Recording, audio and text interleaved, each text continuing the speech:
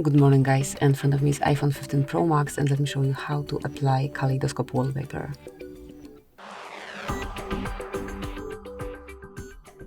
At first open the settings, then find and select Wallpaper, and here click on Add New Wallpaper. Now scroll a bit lower and here you've got Kaleidoscope options. So just pick the one that you like the most. Let me choose for example this one. Also here you can go through all the styles and pick the preferred one. But let me go with this first choice of mine. And now you can also manage the widgets, the fonts here, just do whatever you like. And now click on Add if you want to apply it.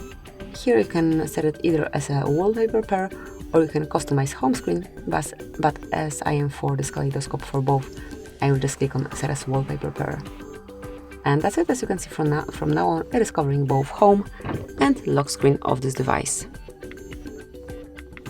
Thank you for watching, please subscribe our channel and leave the thumbs up.